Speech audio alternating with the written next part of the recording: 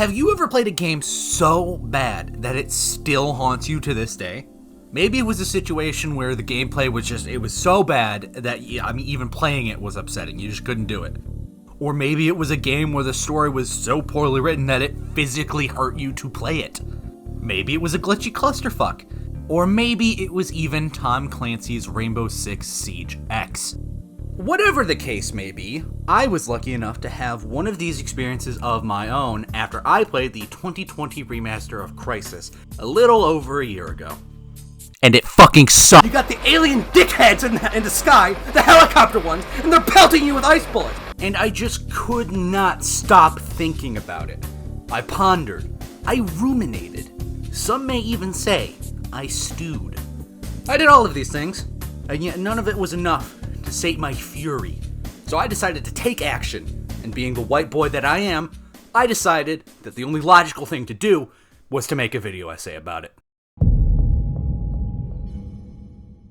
Now, for those who are unaware of Crysis, it's a game originally developed in 2007 by Crytek and published by EA. Though, as previously mentioned, it was later remastered by Crytek again in 2020. One of the game's biggest selling points was its amazing and very demanding graphics. Part of the reason it was able to achieve this was because of Crytek's new proprietary in-house game engine, CryEngine 2. And here's a little fun fact for you that you may not have known. The original CryEngine was actually debuted 3 years earlier in 2004 when Crytek developed the very first Far Cry for Ubisoft. Which ironically was also not a very good game, but that's neither here nor there. Far Cry proved to be, more or less, just a trial run for Crysis, and I am not exaggerating when I say this. They play almost exactly the same, they're both set on islands in or around Micronesia, and the plot of both games shares the same overarching structure. None of this is really relevant to anything I want to talk about today. I just felt I had to comment on how unfathomably absurd it is to me that they decided to release the same exact game again 3 years later without learning from any of their mistakes from the first game. That just doesn't make sense to me. Regardless, now that I've drilled a brief history of Crysis into your disgusting, smooth, slimy little brains, I want to get into the game and talk about some of the things that I actually do like about Crysis.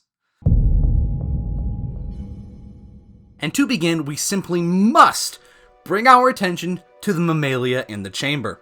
This game is absolutely fucking beautiful. All of this footage that you're currently seeing was recorded in 4K on the but can it run Crysis settings. Or at least it was until I got stuck in this loading screen for 4 minutes and the game started running at 7 frames per epoch. But thankfully lowering the graphics to medium allows the game to run smooth enough to admire the absolutely gorgeous tropical scenery that this island has to offer. Like seriously, these environments are absolutely killer. They're really fun to look at and explore and roam around in and are a real highlight of the experience. And I mean, it goes without saying that the lighting is also excellent. I mean, seriously, look at this sunset right now and tell me this is not the most beautiful thing that you have seen since MGS2 Solid Snake. You can't.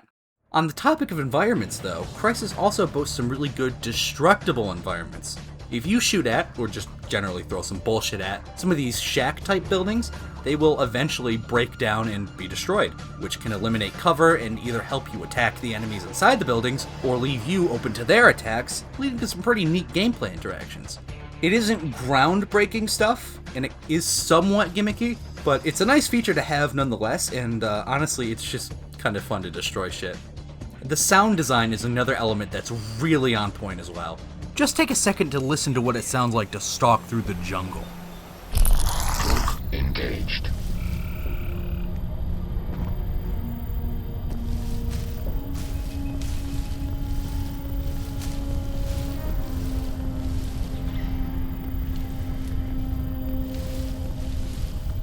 The soundtrack is also pretty good too, and accompanies the sound design really well. Though to be fair, it is pretty hard to make a bad soundtrack for a game. You'd have to really try. But still, it's a nice positive that we should know. As a matter of fact, it's actually the background music that you're hearing right now. Crytek also implemented weapon customization similar to how Battlefield 2042 implemented it in that game, allowing you to change your loadout from a selection of attachments on the fly depending on your situation. And like in Battlefield 2042, it is pretty niche, but I did occasionally find it useful for switching scopes depending on an enemy's range, and it is overall nice that it was included. Then we come to probably the most iconic part of Crysis, the nanosuit. And rightfully so, because the nanosuit is awesome, both in terms of the overall design of it, and also how it functions in gameplay. The nanosuit has 4 different modes that you can freely switch between: strength, armor, speed, and cloak, and each of them drastically change how you interact with the environment and take on enemies. Want to lead a full frontal assault on an enemy position? Armor mode. Want to creep past an enemy patrol in the jungle? Cloak mode. Want to run your bitch ass away from an enemy squad because you suck at video games and almost died? Speed mode. It's such a unique feature that only Crysis has, and it's just so much fun to play around with. One last thing I need to mention before I move on to discussing some of the game's flaws is that the story actually starts off really strong. You play as Nomad, a former Delta Force operative assigned to Raptor Squad, which at the time of writing this script is topical. Your squad leader Prophet begins by briefing you on your mission to infiltrate the Lingshan Islands to rescue a team of scientists captured by the North Koreans. You then halo jump out of a plane and get knocked off course by an unidentified object, and separated from your team in a sequence that very much reminds me of the intro to Nova 3. And that is a reference that only 3 people are ever going to get. Also, now that I'm looking at the footage side by side, I think it might just remind me of Nova because Nova is a Crysis clone. Well, that has massive implications for my childhood. Okay, well, anyways. You then stumble upon the remains of one of your squad mates who has been mauled by a mysterious creature, and because he's wearing a state-of-the-art top-secret nanosuit, must be vaporized to prevent that technology from falling into enemy hands. Remember this detail. It will be important later. After witnessing an act that would make the UN weep, you meet up with the rest of your team at the site of the scientist's boat, which has mysteriously made its way several hundred feet inland and has been completely covered in ice, just before another squad mate gets taken by this weird flying squid thing. Now, all of this sets up a very intriguing mystery. What is this thing? Is it what killed Aztec? Why is the boat not in the designated boat area? And do the North Koreans have freeze ray? All of these questions are intriguing and effectively pull you into the game and its story. It is just such a shame that they fuck everything up almost immediately.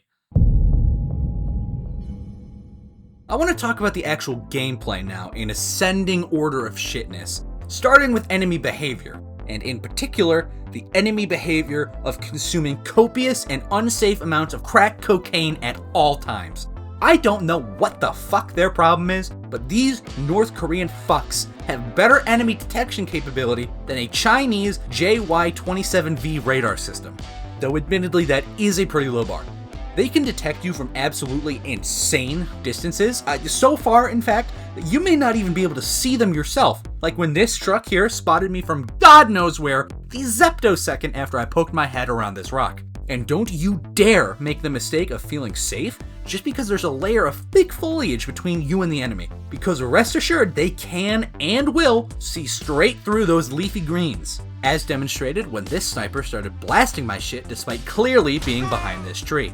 Now I suspect that this is just a holdout from the old Far Cry version of the Cry engine, because this was also an issue present in that game, particularly in this fuck-ass tent that the enemies can see and shoot through that still pisses me off to this day, months after I played it. And while we're talking about issues carried over from Far Cry, the enemies are just all apparently LeBron James because they just don't fucking miss. As soon as you move out of cover, you're getting annihilated, and it can happen at extremely long ranges. Combine this with their ability to spot you through trees, and all of a sudden you're getting beamed from 4 different enemies across the jungle that you can't even see. Multiply this experience times the dozens of combat experiences you'll have throughout the game, and by the time you finish, you, my friend, are going to be bald with the amount of hair you've pulled out. Believe you me. Combat isn't the only part of the core gameplay loop that has issues though, as Crysis also features several secondary objectives that you can complete should you choose to. The problem with these secondary objectives though, is that they largely don't do shit. There is the occasional side objective that does do shit, like this one on the level Onslaught that has you destroy several AA tanks and call in an airstrike on this enemy fortification, but this is absolutely not the norm. The other types of side objectives revolve around clearing jamming devices to be able to use your minimap, and downloading intel to tell you exactly where your primary objective is. But these really don't have that much effect on gameplay and can be easily skipped. The worst offender of all of this, though, is this one that you encounter on the first level. To complete it, you have to hack this computer terminal in order to gather intel about the enemy presence on the island.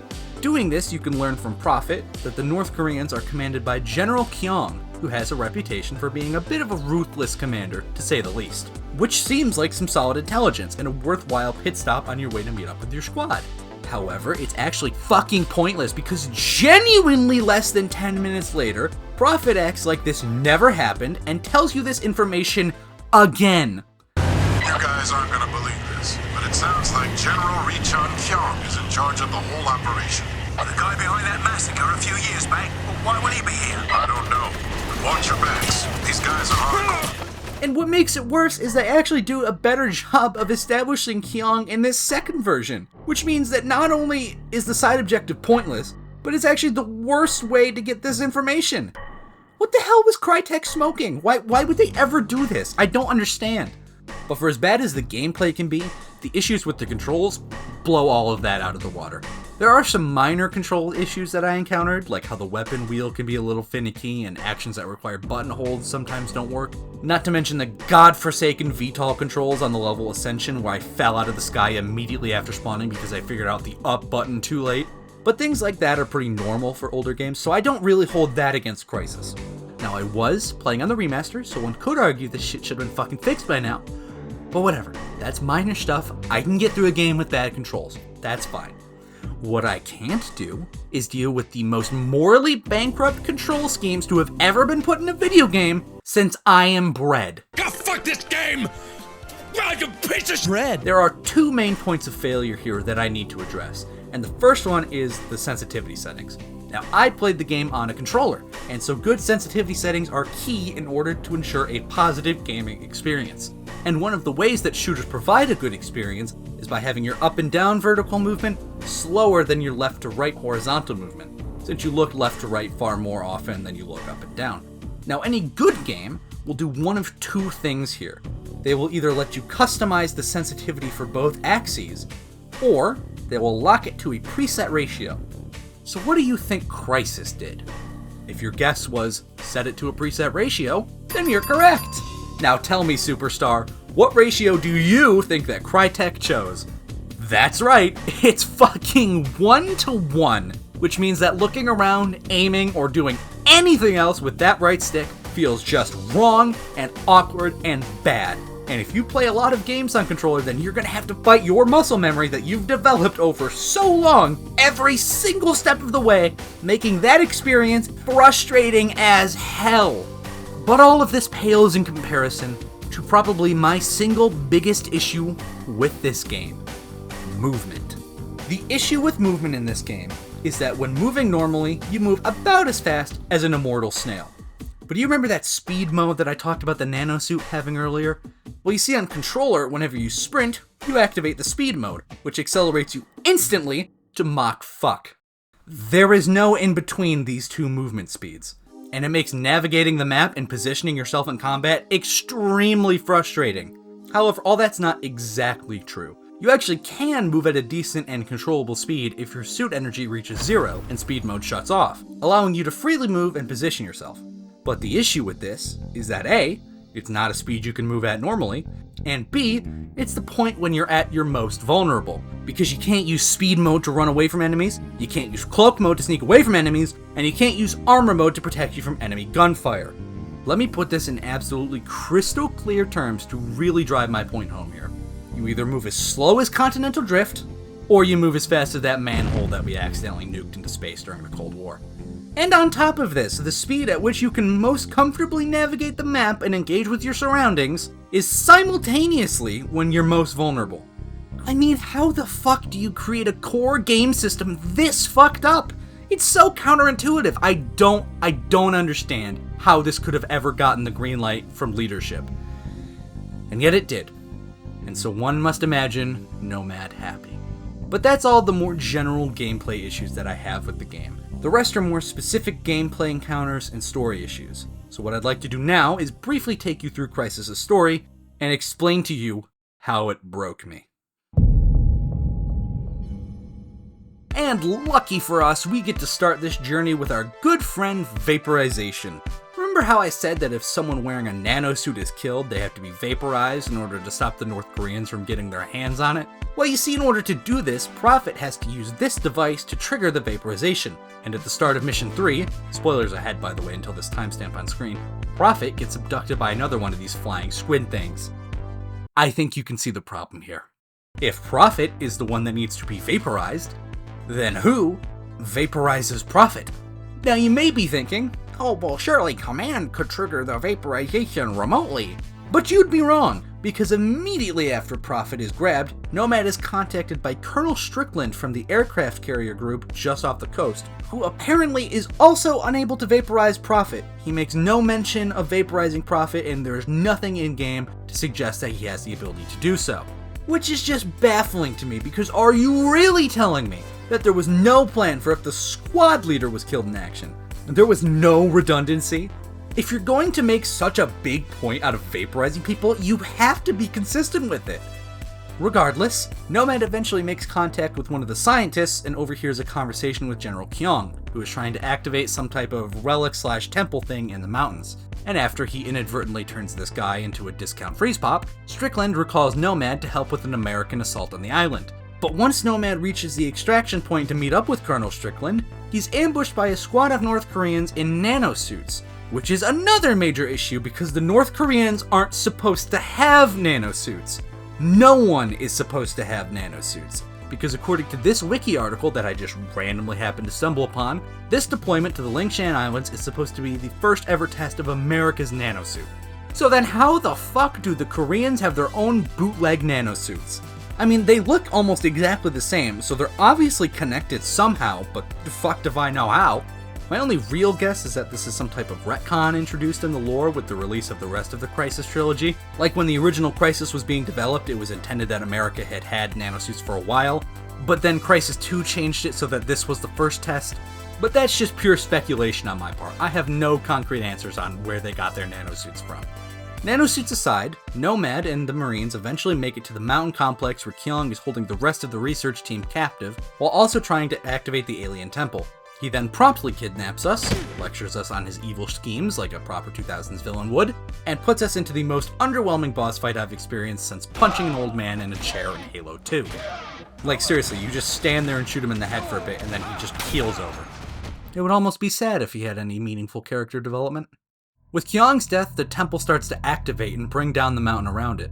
We're able to rescue Helena Rosenthal, the last surviving researcher, but Nomad is not quite so lucky, and is forced to enter the temple to try and find his own way out of the mountain.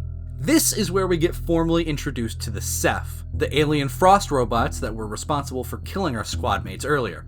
The Ceph are beings from a distant galaxy millions of light years away, and it turns out that the temple is actually a ship that landed on Earth millions of years ago. What are they doing on Earth, you may ask? Fuck if I know. Kinda feels like the thing you might want to explain at some point, but apparently not. And apparently you don't want to ever name the Ceph in-game either. That's not important to clarify. Crytek, you've done it again. The ship section itself is actually very cool.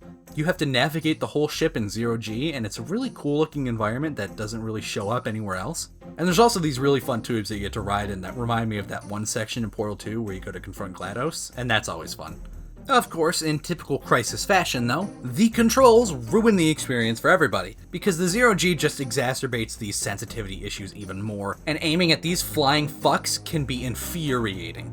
But after about 20 minutes of that bullshit, you eventually come out of the ship to find a giant dome of frost energy has been formed around the ship, and frozen anything that's not a Ceph or a nanosuit completely solid. And after making your way down the mountain a ways and getting attacked by some Ceph scouts, none other than the prodigal son Prophet returns to save the day, retroactively explaining why he wasn't vaporized earlier, because the writers needed him to show up here. Good one, Crytek. And not only is his survival never really explained, but his ability to use this alien machine gun that no one else can use is never explained either. Really, as a general rule, you can just kind of assume that if Prophet is involved, it's never going to be explained. After your little reunion, you then exit the dome and rendezvous with Colonel Strickland, who is coordinating the evacuation of all American personnel left on the island, and simultaneously fighting this weird crab-looking thing. Wanting someone else to do the work for a change, Nomad crams himself into a VTOL headed back to the carrier, but unfortunately with all the Marines aboard, it's overloaded and can't take off. So with the Ceph approaching, Colonel Strickland makes a stupid last stand against the giant crab tank to give the VTOL time to get in the air, which is immediately rendered pointless because the VTOL takes off literally 10 seconds later anyways. Dumbest. The VTOL convoy then makes its way back to the ship for the final level of the game, and the one that pissed me off so much, it's getting its own dedicated section. And there is absolutely nothing you can do to stop me. Upon Nomad's return to the carrier, Helena updates his suit with a Deus Ex Machina device that will allow his suit to emit a frequency to help him fight the Ceph. Why does she do this, you may ask? Well, you see, there's something you gotta understand about the Ceph. All across the game, there's been several instances where the Ceph have been seen to be draining energy from nearby energy sources. They just love sucking that shit down. And this upgrade is designed to exploit that system and enable Nomad to kill even more Ceph even better. Or at least I think that's how it works. The explanation they give in game is kinda hazy at best. And speaking of things that don't make a whole lot of sense, Admiral Morrison here, who is quite possibly the most Douglas MacArthur-pilled character in all of fiction, decides that his immediate recourse is to nuke the Ceph into the ground and ask questions later, which is just about the stupidest idea you could possibly have, for reasons I will get into in a minute. But keeping with the theme of idiots for now, Prophet, who is noticeably more unhinged ever since his return, decides that he's just gonna take his ball and go home, and leaves to go fuck off back to the island to stop the Ceph all by himself, right as the island gets nuked. Now what do you, dear viewer, think the outcome of this event will be? Is it A, the Ceph are destroyed and the day is won? B, the nuke doesn't work and the Ceph are unaffected? Or C, the nuke makes literally everything worse and actively signs the death warrant of thousands of military personnel? To what should be no one's surprise, the answer is C. The nuke does nothing but piss the Ceph off more, who then begin to sink the carrier group in retaliation. And to explain why this was such a stupid idea, we need to understand nuclear fusion. Nuclear fusion is when two or more atomic nuclei are combined to form another larger nucleus. However, for this reaction to actually happen, it requires extremely high temperatures, and as such, the only place this reaction naturally happens is in the core of stars, due to the intense heat and pressure they provide. But fusion bombs already exist on Earth using this same chemical reaction. So how do they manage to make it work? Let's explain this using the B-61 nuclear bomb, the one that I think this F-35 inspired plane is carrying. At the center of the B-61 is a core filled with deuterium and tritium, two isotopes of hydrogen that fuse relatively easily at high temperatures into helium. The whole process goes a little something like this. A fission reaction is first triggered by splitting the nucleus of one atom, causing enough heat and energy to release for the tritium and deuterium housed in the core of the bomb to fuse into helium, creating a massive explosion and releasing huge amounts of energy. Energy. The same thing that the Ceph are fiending over, making Morrison here a Tier 1 dumbass. I guess the idea was to cause enough physical damage to the ship to stop it from communicating with the Ceph homeworld, but I mean, even if that part of the plan worked, the remaining Ceph not on board that ship are still like a threat, and they're just gonna suck up all that leftover energy and make them stronger. If you actually look at all the facts, it is quite possibly the stupidest move you could make in this situation. But, to quote President Truman about Morrison's real-life counterpart, I didn't fire him because he was a dumb son of a bitch, although he was, but that's not against the law for generals. In an attempt to evacuate the flooding aircraft carrier, Nomad makes his way to the flight deck where we get to have the single worst encounter in the entire game, complete with two fuck-ass boss fights. The first of which features our good friend the crab tank from earlier, and your entire goal in this fight is to shoot this thing until it's dead. Which you would think would be simple, except it is not, because there is no visual feedback when you shoot the fucking thing, so you have no idea if what you're doing is actually effective in any way. Fast forward about 5 minutes of blindly shooting this thing in the face, and it eventually dies, immediately triggering boss fight number 2, featuring this giant Ceph warship that rises out of the sea. And thankfully for this fight, there are at least some mechanics at play here. To defeat the warship, you have to shoot out some turrets, have Helena pump a frequency through your suit via the Deus Ex Machina device to knock out his shields, and then hit it with a tactical nuke. Repeat this process 3 times and victory is yours. But oh boy does the game not make it fun to get there, because the entire time the ship is firing an ice laser at you, and if it hits you, it knocks you down prone and makes you spam your controller sticks to get up. Except that if you get up while the beam is still shooting at you, you're instantly knocked down again, and again, and again, and again, and again, and the whole time this is happening, the ice beam is draining your health and stopping you from selecting armor mode. So if you get caught at low health, you're just fucked. And on top of all of this, the flying ice dickheads are pelting you with ice bullets the entire time, doing even more damage to you. And God forbid you try to shoot back at them, because then they just ascend to the fucking stratosphere, where you can't fucking hit them. I hate these fucking ice dickheads so much. But eventually, you'll destroy the Ceph warship, and you'll board the evacuation VTOL. And while you're watching the carrier group be dragged down to Davy Jones, you're treated to this conversation. There's a naval fleet en route from Japan. They'll be here within the hour. I'm setting course to intersect. No. We know how to beat them now. We need to keep fighting. I'm picking up a transmission. What is it? You ain't gonna believe this, mate. It's Prophet. He's alive?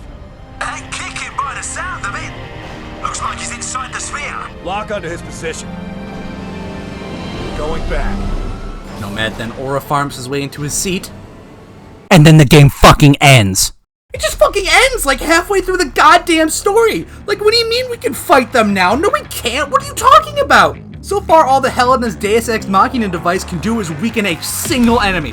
What the fuck is that supposed to do against a giant fuck-off Ceph ship in the mountain? And how is Prophet alive? He was in the middle of the fucking nuke. How did that not kill him? And even if that made sense, what the fuck is Prophet's deal? Why is he so moody? Why does that never get explained? Why does nothing ever get explained? What the fuck is this fucking game?